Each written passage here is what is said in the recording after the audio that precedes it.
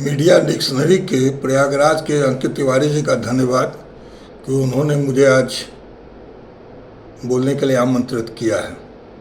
प्रश्न है वर्तमान राष्ट्रीय सुरक्षा के बारे में, जिसमें कि हमारे अनेक प्रांतों के जो लोग गए थे पर्यटन के लिए, उनकी हत्या आतंकवादियों द्वारा कश्मीर घाटी में कर दी गई है।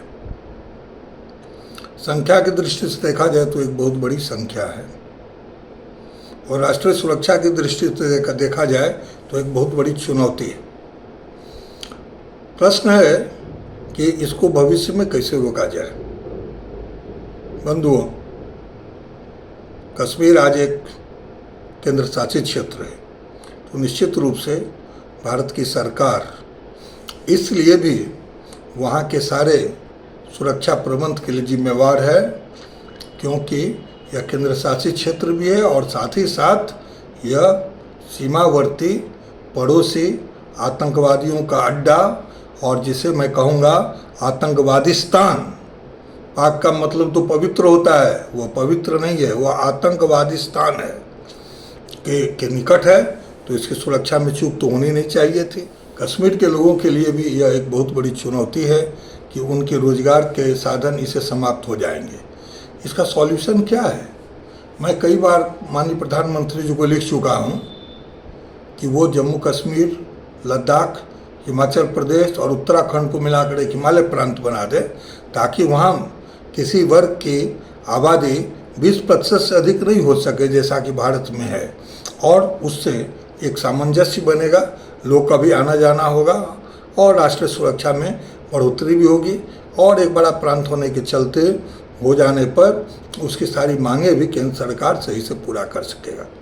अब प्रश्न है कि ये सुरक्षा में चूक हुई है, उसकी तो जांच होगी आगे, और अभी संकट के घड़ी में हम लोग भारत सरकार के जो भी कदम, जो निर्णय लिए गए हैं, उसके हम साथ हैं।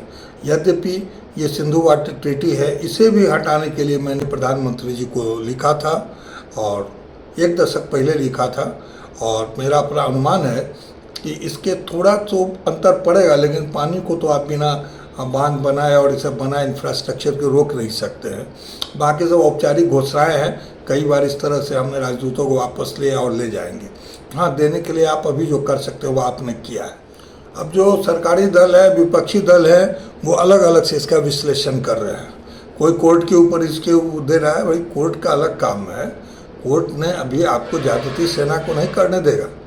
सेना यदि वहाँ मानवाधिकार का उल्लंघन करेगी तो उसे नहीं मानने देगा, और कोर्ट की अपनी प्रक्रिया है। इसलिए कोर्ट के ऊपर में जो कुछ पूर्व जनरल वगैरह बात उठा रहे हैं, उंगली उठा रहे हैं, वह भी सही नहीं है। कोर्ट अपना काम करे, सेना अपना काम करे, सरकारें अपना काम करें।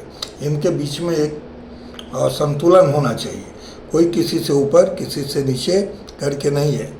राष्ट्रपति निश्चित रूप से हमारे और सारे तीनों शक्तियों के ऊपर, और स्वयं संसद है ऊपर है, लेकिन ऐसा नहीं है कि राष्ट्रपति भी निरंकुश हो तो उसके ऊपर कोई अंकुश नहीं है। वहाँ भी महाभियोग की व्यवस्था है। भारत एक प्रजातांत्रिक देश है, इसमें कौन किसके ऊपर है, कौन नीचे है, यह कहकर जो संसद सदस्य साहब अपना समय बर्बाद कर रहे हैं, वो अपना समय बर्बाद कर रहे हैं। हर चीज़ की समय सीमा होनी चाहिए, कोर्ट में भी लंबित मामलों की समय सीमा होनी चाहिए, लेकिन वहाँ दोनों पक्षों को सुनना पड़ता है, अनेक पक्ष को सुनना पड़ता है, और वकील लेट लगाते हैं।